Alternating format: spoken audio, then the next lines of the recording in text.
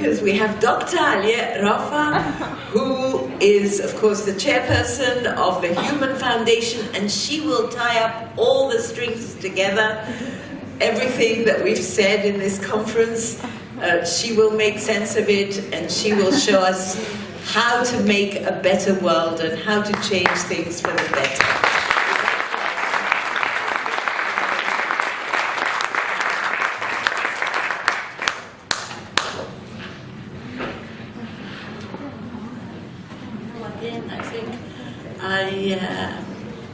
I shared, Riham and Wala, the same feeling that I don't know what to say. I just got confused, and especially that I asked them not to mention me.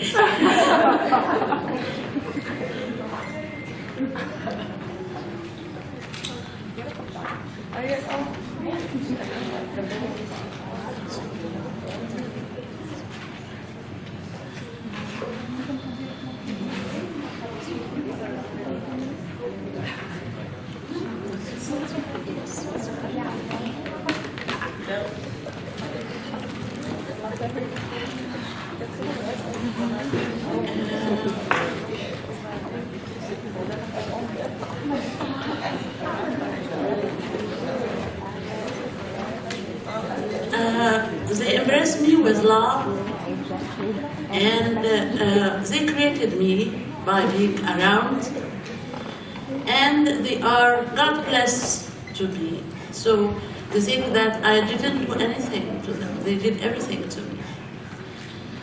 I have to say that at the beginning. And before I start, we said the need for a shift of consciousness.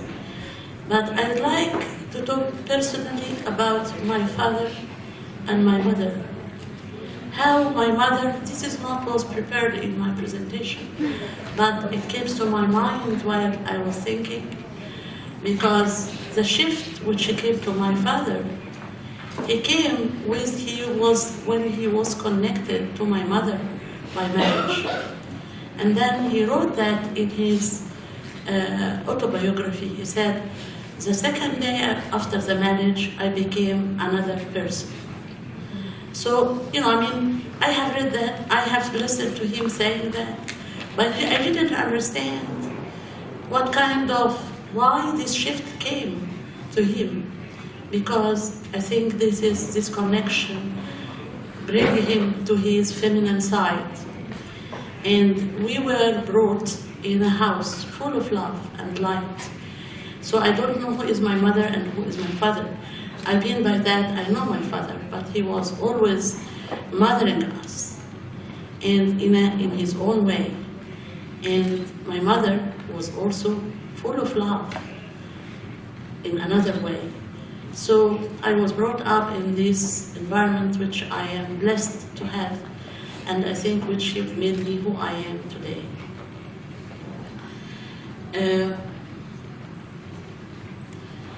So when we are speaking about feminine spirit, feminine energy, of course we are not speaking about woman and man. We are speaking about energy, or we call it archetype. I'm not going to repeat what it said in the other presentation, because I think all the presentation didn't have anything for me to say. But it's like my presentation's like reviewing all the presentation, because I think the film that we saw, As She Is, actually explains and showed and demonstrated what is the archetype of femininity, of feminine, of what it means. And as we say that, we stress again, that is, this archetype is shared by men and women. And the motherhood, I said my father was mothering me, while mothering us.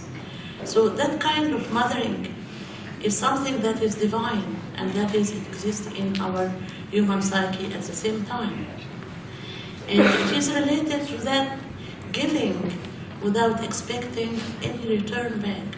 It's the unconditional love, caring, protecting, And these are the great teachers of humanity. They came to this earth with such a loving thought that they changed the earth. They all sacrificed their life for a higher purpose, and they went beyond themselves. Now we are trying to find where we are going from here. What do we need for the world? I think we all agree that we need the feminine spirit. And we need the feminine spirit not as an idea. I'm not speaking about a shift of consciousness as an idea or a wish, but it is a process. And this process is coming through the releasing. I'm thinking about releasing the feminine energy to reach balanced human being. Releasing the feminine energy to reach a balanced human being. And I put some kind of, process that maybe we can go together for it. In order to release this kind of energy, we have to live beyond past and the future, beyond time, the past and the future. And in order to realize the time as an unknown order, and that's what Jung calls synchronicity. I'll explain that later on. Discovering who we are. We heard who we are several times.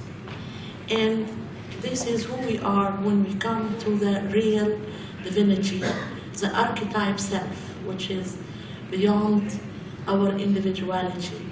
We respect our individuality, but we are beyond, where we are something in our human foundation. We have this kind of undescribed energy and power, which changes us all the time. And we have to re-examine our relationship with the natural world. The natural world as part of us and as we are part of it. And this is going to the collective unconsciousness as embedded not only in our human beings, but also in the cosmos. What is blocking, if we want to know how to release the energy? So we have to understand what is blocking this energy. We block energy of this power of love and the feminine spirit, unconsciously and consciously. Unconsciously, when we resist receiving the inner messages coming from our deep collective unconscious, our higher self, the divine, the origin. We don't listen. We don't try to listen. We pass through many messages around us, within us, in our dreams, in our relations, but we don't listen. And consciously, because we perceive ourselves and the world from a very limited dimension, became self-centered, search for our own interest, ignoring our connectedness, and lose the ability to care. Shifting our consciousness and releasing the feminine energy, we have to understand, in order to release this energy, we have to live, not mind, through mind, but living the time from another dimension. Reach the core of our most inner authentic self. Connect to the manifestation of the divinity in the world and in nature. If we're speaking about the time and how to live beyond the known time, then we have to find the illusion that we are really living in. We share the illusion that the past is dead, because its past did not exist. And we tend to divorce ourselves from the past and killing the inner connection with our roots. We know that the past, as Sharon presented and Yumiko, than when we are just expose ourselves, but because they are ready to receive. How many people go to sacred places and they come without any transformation? But when we are ready to receive, then the past talk to us, because it is within us. We are part of the past, because we cannot live, we would never be here without the experiences that were accumulated and recreated itself through us. But we'd like we are trying to kill this past. Or the other alternative, we are trying to imprison ourselves in time, like Salafi, by imitating, reproducing the past without a spirit. Like we don't want to move ahead. And when we look at the future, when we think about it, is something to come. What is coming is starting now. There is no coming. It is now the future. And the past is there, and the future is there. So we have to live the present as meeting point between the past and the future. And when we live that kind of the power of now as a meeting point, then we are going to unfold the secret of inner experience through our human heritage and from within, and be inspired of what we can do afterwards. Then we'll find something wonderful. That is a synchronicity, something that we cannot explain, something that you wish for, and then you are given by means that you can never expect that is given to you. Like our gathering here. Our gathering here is an example. Don't tell me that I organized anything. I haven't. You came here with this power because I lived just something. I lived the power of now, that I'm doing something now, and I live it from the heart. And then we were connected together to come here to unfold that kind of gracious and the mercy of the divine coming to say, well done. And that is beyond anybody's organization or anybody's effort or anybody's power. It is just if we live with that intention that we are making things now to happen, it will happen. The future will happen now, and then we'll see beyond our expectation. Who we are, who are we? That's a question that has been asked, and I think I owe Ilham and Wala the answer, because they answered it in a wonderful way. But we tend to think this way. We are good people. I'm speaking about what's going on around us now. That is a challenges that we have to face. We are good people versus bad people. Are we? Are we here good people and the other people around us are bad people? We are important people. For the achievements we are accomplished, are we? We are young generation who will make the future, are we? Maybe this is something that is all we agree upon, but there is some limitation here. We are all the old generation who have the more experience and wisdom. Really? Are we? These previous statements, they share common feature. We are much aware of our individual entity than our connectedness, because we just focus on I as separate from the others. If we want to we need a shift to consciousness, we need to release the feminine power within ourselves, then we have to reconcile with our shadow. Why our shadow? What's our shadow? Our shadow is something that make us reject and pick up the mistakes of other people. And we say, we are not part of them. We are different than the others. I will say a statement, maybe it will shock you, Because I think the dash and violence in the world, they are our creation.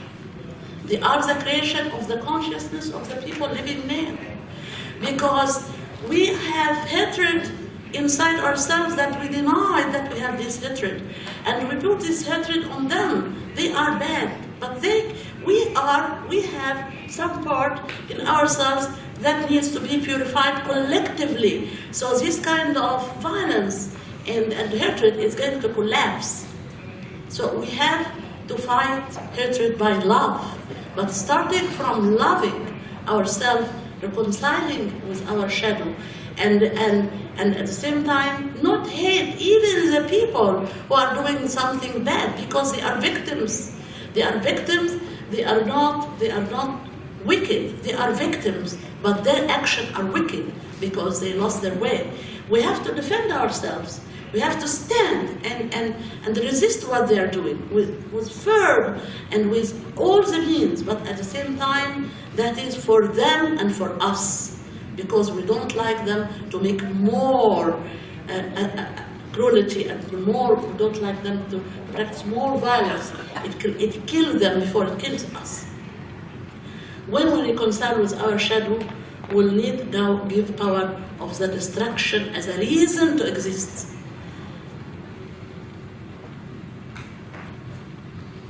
And extending the awareness of our connectedness, the healthy ego. I call it the healthy ego. Because the accomplishment which we achieved would have never been completed without the support, help, knowledge of other people. So when we think that we made something, we tend to forget who teach us that something which add to ourselves. We have to feel this kind of gratitude and pay it forward. Pay it forward. What we learn, we have to pay it forward to other people, to empower other people to reach their goals and make the best to support them. The goal which we have not reached will direct us to new avenues, which we should open our eyes to see. So even if we don't reach our goals, we are not failure. There is no failure, and hence there will no be fear. The archetype of the self, this is a higher self.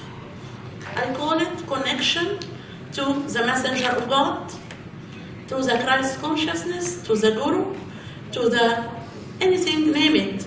This is the higher potential in ourselves, but at the same time exists outside ourselves. That's connections between something that we have already and the connection with something that's surrounding us. And when we free ourselves from the illusion of separateness, dividedness, we open the way to connect to our authentic, deepest authentic self. We reach the inner balance. We'll be in a state of peace, and our goals will become very clear. We are able to see beyond our self-interest.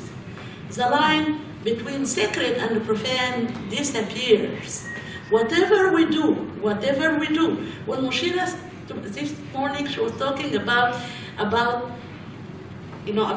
doing her as an instruction what she did she said, maybe I don't have anything to do with the spirituality and these kind of things, but she was doing the spirituality because there is no these lines between profane and sacred. It is what's the heart in your work. When you put the heart in your work, then it is spiritual.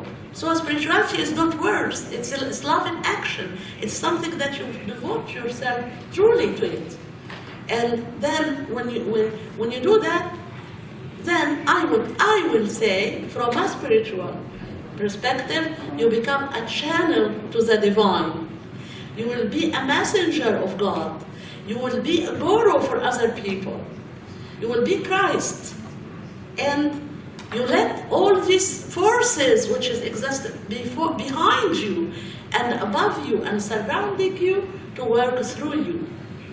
And this is a life journey. It's not going to end, as Wallet was saying. Connected to the divinity through the earth and through the master word, illusions some illusions that reflect our ignorance. We belittle the spiritual power of nature.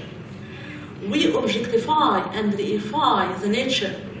We exploit nature for our own interest, thinking that everything was created for us. I quote the prominent historian Thomas Berry, who said, "We have a moral sense of suicide, homicide, and genocide, but no moral sense of biocide and geocide, the killing of the life system themselves, and even killing the earth." Connected to our roots in nature, it is a very deep connection to our collective unconsciousness as exists in the cosmos. And raising the awareness of gratitude to the bounty of nature will help us to release that kind of connection. Opening our eyes to see what we are part of everything, and everything is part of us. Without water, air, and land, there would be no life. Our existence adds value also to nature as well, physically and spiritually. Our breath nourishes the plants. Our body nourishes the land. When we appreciate life in all its forms, we bring beauty and become part of the bounty of nature. We honor nature, and we should express our gratitude through action, not just words. All the projects in science is made should put that in consideration, and there was a session about that. And Sayyidina Ali ibn Abi Talib, he said, "You think that you are a small entity, but you are all the cosmos. You are part of the cosmos, and all the cosmos is within you.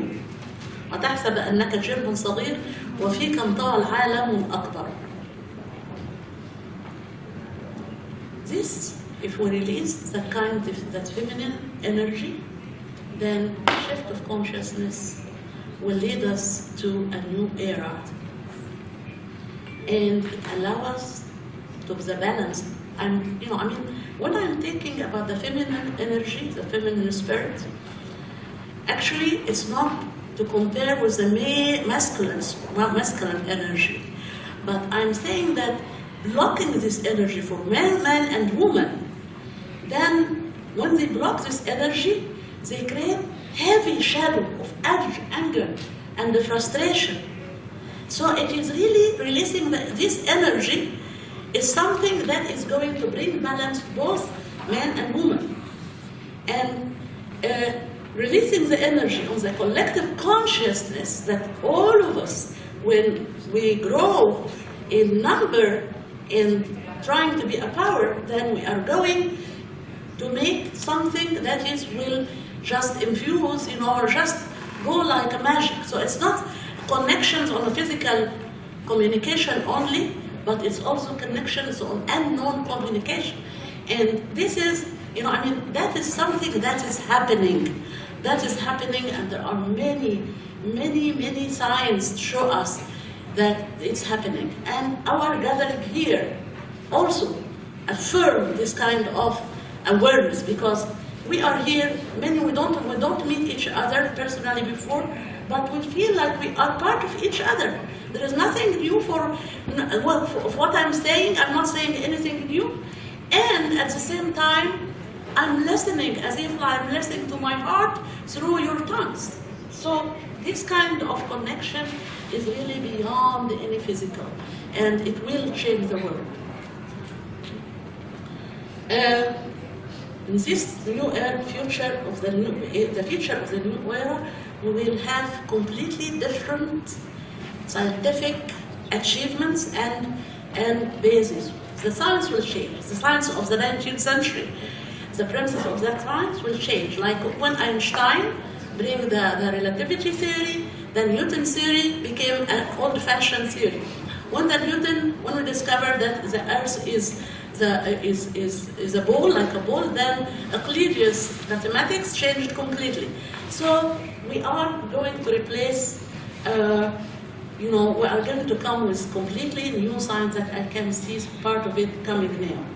And we replace domination and the control with collaboration and the coming together.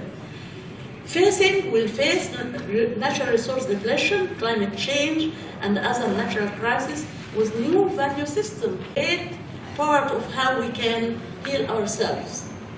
In the environment, we are going to be aware that we have spiritual bond with nature, and then we can have an impact on nature. Quantum theory just gives us that we have an impact on what we are seeing, what we are perceiving. So when we are really talking to nature and getting close, nature will talk to us and give us balance, and will teach us how to treat it, how to treat her, the nature, because then this is, in the new era, many secrets of life will unfold. Facing the challenges of our time with new vision, instead of dealing of symptoms of violence, injustice, poverty, and other crises through temporary solution, we will go deep into the roots where the imbalance lie in our collective consciousness and unconsciousness. We have to release the feminine energy.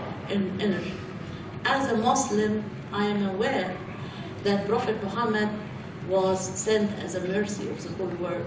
He is called Ar-Rasul al-Ummi, meaning is driven from mother. He is mothering the whole world. We start our reading of the Quran in the name of Allah, the most gracious, most merciful. Both words are driven from the root Rahim, and one of its meaning, the womb. So when I'm talking about a Muslim, I don't mean to differentiate between I am a Muslim, you are Christian, one is Buddhist, but I'm talking as a Muslim because I am raised up in community of Islam, and I understand Islam as a universal religion, also not in the meaning that it should overwhelm all the world, but because it is a past, it is there in all our hearts, even if we don't call ourselves Muslims. I said nothing, actually, I said nothing. But what I said is I have repeated your stories, because your stories are mine, and my stories are yours, because we are all one. Thank you very much.